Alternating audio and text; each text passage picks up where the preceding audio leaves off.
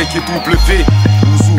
Yo yo, c'est Gizzy Ouzou pour Rappelite Y et W jusqu'à l'infini. JP Gangsters, man, motherfucker. Rappelite, mon frère, laisse tomber vos questions qui piquent, hein. Non, voilà, toujours ensemble, ça bouge pas, ça fait plaisir depuis les années qu'on se connaît, qu'on fait ça. Au calme les frères, on est ensemble. Futilité comme aller tout niquer sur l'échange, j'y trouve rien d'un échange, j'éprouve un truc oppressant. Mes doutes sont devenus pesants, j'ai tout et ça me stresse. En fait c'est le manque d'amour et l'orgueil qui nous ont blessés. C'est le poil, pas le mental qu'ils ont dressé. Ok Gizmo, comment vas-tu? Ça va, alhamdoulilah, comme toujours, voilà, bien. Ça fait longtemps. Ouais, ça fait un bail, hein, ça fait un bail, mais ça fait plaisir, frérot. Pareil pour nous, c'est réciproque. On va revenir vite fait avant de parler de ton album, sur ton projet Jamais 203. Quels ont été les retours?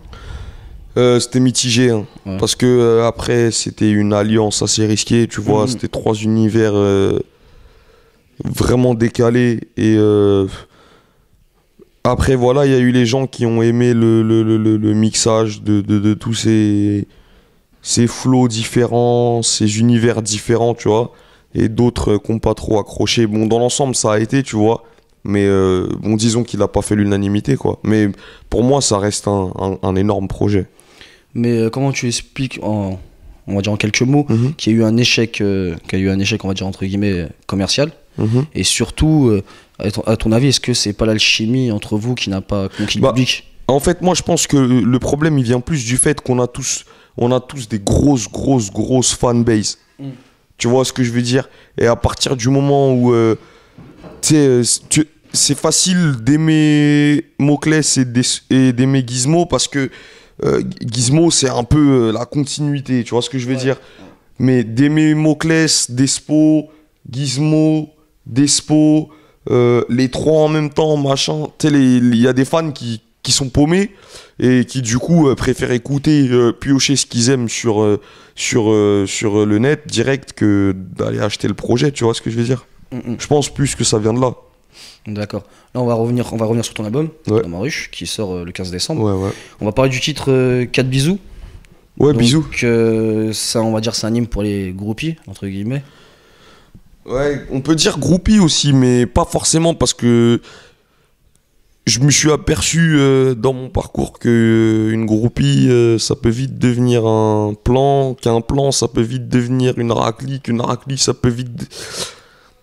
Tu vois, c'est pas la groupie pure et dure. C'est une relation particulière avec certaines avec femmes de ton public. Voilà, exactement. Bien vu, mon négro. Donc, Gizmo ne pense pas à se poser finalement. Si, il y pense, mais se poser des responsabilités, c'est compliqué. À mon âge, c'est prendre un appartement, tu vois ce que je veux dire, vivre en couple, machin, c'est beaucoup d'implications. Et je sais pas s'il y a beaucoup de femmes qui sont prêtes à subir la vie d'un homme comme Gizmo. Donc finalement, c'est plus toi qui es pas prêt à te poser ou qu'une femme t'accepte? Parce que là, c'est deux... Ça va dans les deux sens, je crois. Tu penses? Ouais, ça va dans les deux sens. Tu vas pas l'air si sûr là. Je t'ai fait douter. Ah non, mais après, c'est clair que ça fait flipper une meuf. Un Renoir, il dort pas à la maison, il est tout le temps en tournée, il y a des meufs autour de lui, il raconte dans ses textes qu'il fait que de baiser, tatouage, c'est dur de présenter aux parents, machin, tout. Tu vois ce que je veux dire? Il fume, il boit, c'est flippant. En fait, t'es pas le gendre idéal, comme on dit. Voilà, exactement. T'as pas forcément le exactement. profil. Et après, tu connais, pour une fille, c'est beaucoup qu'est-ce que maman elle va dire, machin, tout. Tu vois, c'est ça. Mais d'ailleurs, dans tes textes, tu dis souvent que, en gros, une petite fille à papa, elle peut se transformer en big problème, quoi. Ouais, je l'ai dit. T'as vécu ce genre de choses. Ouais. J'ai vécu, même pour te dire, un jour, c'est une groupie qui m'a dit on va faire ci, on va faire ça. J'ai refusé. Et le lendemain, elle a prétexté que j'avais ou qu'on avait subtilisé les clés de son Fiat 500 Abarth. Voilà. Et en fait, non, il était dans son sac à main, elle était complètement bourrée, et c'était la fille du préfet de la ville où je jouais. Ah ouais, donc... tu vois ce que je veux dire? Donc, voilà. Salement, quoi. Donc, les petites filles à papa deviennent des missiles à problème, c'est vraiment vrai, ça. Ouais. Et il y a un morceau comme AZ qui a retenu notre attention, c'est un bon titre, une belle performance. Comment elle est venue cette idée d'écrire ce titre? En fait, j'avais un autre truc avant, c'était... je personnifiais les 7 péchés capitaux. Ouais. Et vas-y, c'était trop long, trop compliqué, trop machin. Et en galérant, je crois que je buvais des bières et machin et tout. J'essayais d'écrire sur le truc des 7 péchés capitaux là. Et vas-y, je vais pisser un coup et je dis mais non, je suis un ouf, l'alphabet machin. Et je reviens, je fais A, B, C, D, E, je crois. Le lendemain, je me lève, je re-rappe le truc sur l'instru. Je me dis il y a un que truc. Et je le finis comme ça, peut-être en 1 heure ou 2 après. C'est un morceau assez technique quand même. Ouais. Et je le rappe au studio et voilà, ça plaît à tout le monde et on se dit ça c'est un morceau d'album, tu vois. D'accord. Et on va passer au titre L'homme qui a peur, feat. Amadou. Donc c'est une sonorité africaine. Pourquoi d'abord? Ben déjà parce que je suis africain, noir africain, et que en Afrique noire, nous on aime danser, on aime la joie, on aime tu vois vibrer, on aime ces musiques là. C'est pas un thème qu'on retrouve forcément dans tes anciens albums. Non, mais après le thème c'est quoi? C'est que j'ai envie de me barrer et que ça me ferait du bien d'aller un peu au bled, tu vois. Après ça reste besoin de m'évader. Tous les jours on est dans l'arène, je suis un Sénégalais qui s'endort avec ses galères. Ça reste lyricalement du gizmo, tu vois ce que je veux dire.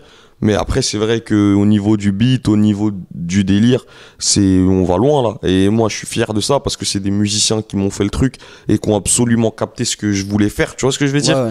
Et au final de la bombe. Et puis Amadou et Mariam c'est des boss chez nous, tu vois. Ouais. Mais d'ailleurs quel est ton rapport avec ton pays? Parce que on va dire c'est. Ben moi mon pays, je suis proche, tu vois ce que je veux dire. J'ai ma famille au bled, tu vois, j'ai tout le monde au Sénégal moi. Donc ça veut dire que quand j'y vais, c'est eux que je vois, c'est eux que truc machin. Parce que t'as pas forcément clippé des.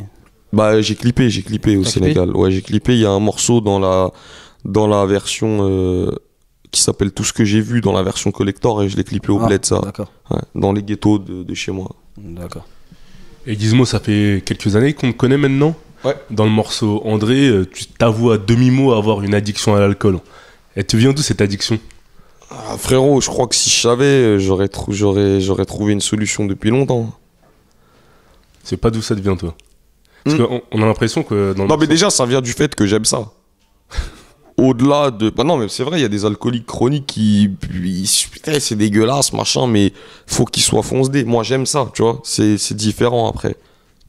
Je pense. Parce qu'à l'écoute du morceau André, on a l'impression que peut-être que ça vient de ton père d'une certaine façon. Quand tu dis qu'au bout d'un moment, t'as plus d'amertume contre lui, parce qu'au final, tu te rends compte qu'en fait, peut-être que tu vaux pas mieux que lui sur certains points. Donc, je dis pas ça, je dis longtemps, j'ai critiqué mon père, voilà. J'ai bu les mêmes bières, mais j'enchaîne avec, on n'est pas pire ou mieux qu'un autre. Exactement. Même les gens pieux ont fait des fautes. Ça veut dire que je te parle de mon père parce que c'est l'exemple le plus proche que j'avais. Ouais. Tu vois ce que je veux dire, mais j'aurais très bien pu te dire quelqu'un d'autre. Mais tu penses pas que ça fait un phénomène de mimétisme? Tu vois ce que je veux dire? Étant donné que, tu vois, psychologiquement, t'as jamais réfléchi à ça. C'est possible, après, je suis pas psychologue, frérot. Mais c'est possible, hein. Non, parce qu'en fait, cette addiction, quand on écoute l'album en entier, on a l'impression que des fois ça te rend fou, mais de l'autre côté, tu vas pas faire forcément le truc ça rend fou, frère. Pour couper. Bah oui, que ça rend fou quand tu vois que t'arrives à minuit, t'es pressé avant que l'épicerie d'en bas elle ferme, faut aller chercher les rebiers, sinon tu sais que tu dors pas ce soir, tu vois. C'est bah et que après vas-y, tu te dis même si tu te le dis à toi-même tout seul dans ton coin, mais tu sais qu'il y a un problème, frère. Ouais, parce que quand je te dis ça, c'est qu'à l'écoute de l'album, hein, tu sais, t'es conscient d'avoir un problème, mais on a l'impression que, tu sais, depuis quelques années qu'on se connaît, tu vois, comme t'aimes ça, en fait, tu fais rien pour y remédier, quoi. Ah, tu vois ce que je veux dire ou pas? Ça doit être ça, frérot, je te jure. Tu vois, c'est pas pour faire le psychologue. Non, mais je sais, mais la PIA, voilà, si on commence avec moi, tu sais très bien, frérot, ça peut aller loin, je te jure. Ouais, en fait, c'est un cercle vicieux, quoi. Ouais, c'est ça, t'as capté l'idée. Ouais. Ok. Et d'ailleurs, dans le même morceau, tu dis, je m'en branle de votre relève, je suis avec les piliers. Avec le recul, est-ce que le terme la relève vous a pas desservi au final à toute cette génération de rappeurs? Bah ouais, moi je pense que c'est n'importe, on est des rappeurs. Pourquoi relève? Ça veut dire que genre.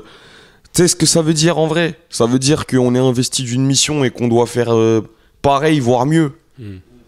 Tu vois ce que je veux dire? On peut pas rapper comme on veut. Non. On est des artistes au même titre que vous étiez des artistes à l'époque, mais juste que vous êtes arrivés avec Grandmaster Flash et il y a personne qui parlait de relève. Tu vois ce que je veux dire? Mais au final, on fait la même chose. Parce qu'avec les années qui sont passées, on va dire toute cette génération de jeunes rappeurs, vous avez tous sorti vos projets avec plus ou moins de succès, d'autres ont ont connu des déconvenus, pas forcément toi, mais d'autres.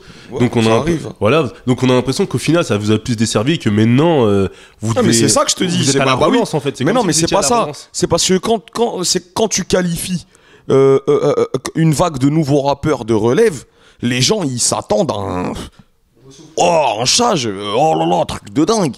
Sauf que dans tout ce paquet-là, il y en a peut-être qui feront jamais rien, tu vois. Mais sur le pas qu'ils sont nuls ou quoi que ce soit. En fait, t'apportes rien de neuf, quoi. Dans l'idée, vous apportez. En fait, toi, t'estimes que quand vous avez lancé enfin, c'est pas vous qui avez appelé votre terme la relève. Toi, tu faisais ton truc au feeling. Mais est-ce que tu te disais pas sur le coup, ah, ça va nous desservir. Toi, tu disais, tu faisais ça au feeling. Mais c'est maintenant, avec le recul, tu te dis pas, ah ouais, en vrai, c'est ça qui nous a tués déjà de base, en fait, marketingment parlant. Le mot. Il y a rien qui nous a tués. Il y a rien. Ce qui nous tue, c'est juste faire les trous de balle et pas assez faire de bonne musique. C'est pas que les gens ils vont dire ouais c'est la relève. Regarde Jul, il y a des gens qui critiquent, qui dansent avec un mini short et qui fait des pas de salsa. Et au final, il arrive, mon frère, ils vendent 200 000 CD. Tu vois ce que je veux dire?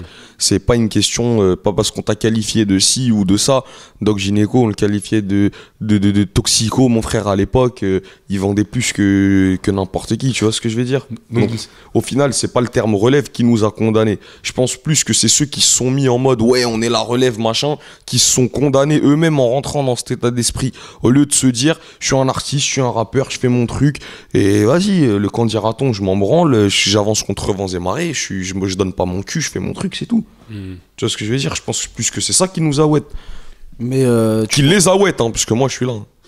Mais peut-être le fait aussi de changer leur musique, et c'est d'être plus formaté pour passer en radio aussi. Ben, ça aussi, ça joue. Parce qu'en fait, si je te pose cette question-là, c'est que on a l'impression qu'avec les années qui sont passées, toi comme d'autres maintenant, vous êtes à la relance, c'est-à-dire vous n'êtes pas des nouveaux. Vous êtes des rappeurs qui sont là depuis 2, 3, 4, 5 ans peut-être pour certains. Et maintenant, en fait, on vous voit plus comme les rookies qui doivent prouver quoi que ce soit. Maintenant, vous devez confirmer et vous devez pour certains vous relancer en fait. Tu te sens pas ce truc-là, toi? Qu'on t'attend plus au tournant. Mais en fait, le délire, c'est que quand t'es rappeur, t'as la tête dans le guidon. Tu vois pas pareil que dehors. Ouais. Moi, je me vois pas en relance, moi. Je me vois en plein travail. Pendant que les gens ils croient que je suis en relance, moi je suis en plein travail. En fait, c'est juste une question de perception. C'est juste que moi je suis d'un côté du mur où il se passe des trucs et de l'autre côté du mur, eux ils voient pas ce qui se passe chez moi, même titre que moi je vois pas ce qui se passe chez eux, et que un jour ou l'autre on va décider de grimper chacun, se retrouver et on va voir ce que ça donne les uns et les autres et on pourra savoir ce qui se passe, tu vois. Après, ouais, je disparais 4 ans, je sors un CD, je l'annonce comme bête de truc de ouf, je suis en relance. Et là, je sors jamais 203, il n'y a même pas une pige. Voilà. J'arrive avec un nouvel album, j'estime que je suis là. Parce qu'avec des phases comme on n'est que des pions admirés comme des dieux, invités à des cocktails, tu sais, on a l'impression qu'une fois que la période de buzz et d'euphorie elle est passée, tu te rends compte de la difficulté d'évoluer dans le milieu du rap parce que non, parce que enfin si je te dis ça Gizmo, c'est parce qu'il y a 3 ans tu nous aurais jamais dit ça. Comme t'étais dans le truc en fait, tu sais quand t'es dans le truc tu vas pas avoir le recul. Mais maintenant, tu sais la période mais c'est normal, ton premier côté match. Exact, tu vois. Ton premier côté match, tu mets 100 balles.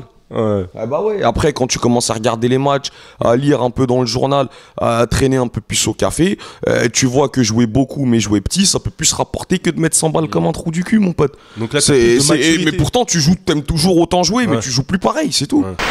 Vas-y, même si on vit bien, eux ils s'imaginent qu'on vit méga bien. On vit bien, je vais pas me plaindre, on vit bien. Et sans me vanter, même mieux que plein de rappeurs, tu vois ce que je veux dire. On est 20 à connaître Gizmo, c'est trop bien, il nous appartient. Et dès que ça marche et que Gizmo il est à tout le monde, non en fait c'est nul. On n'aime plus. Mais c'est des faits, je suis pas en train de te dire dans ma cave, y a un mec qui boite avec une seringue dans le bras, je vais encore devoir sortir mon tarpé sinon je sais pas comment je vais survivre. Non, je t'ai pas dit ça. Je pense que quand t'es vrai ça marche. Ouais. Quand t'essayes d'être les gens, ça marche pas. T'es pas eux, ils sont pas toi. Vous serez jamais. Tu vois ce que je veux dire? Plus tu vas essayer d'être comme eux, plus ils vont le sentir. Plus tu vas être toi-même, plus ils vont chercher à découvrir qui tu es. Moi je me soulage, à la douce, on passe du courage à la frousse. Tant de frères qui nous ont quittés, gangsters souvent impliqués dans le stress et dans les cités. Gambert, j'essaye d'exister sans faire de débilité. Je dis ça parce que j'ai péri mes grandes bières et nécessités. On n'a pas le temps, à tout vous dire on crame l'Afghan, ça taffe quand vous pioncez, mais qu'à coup sûr on passera.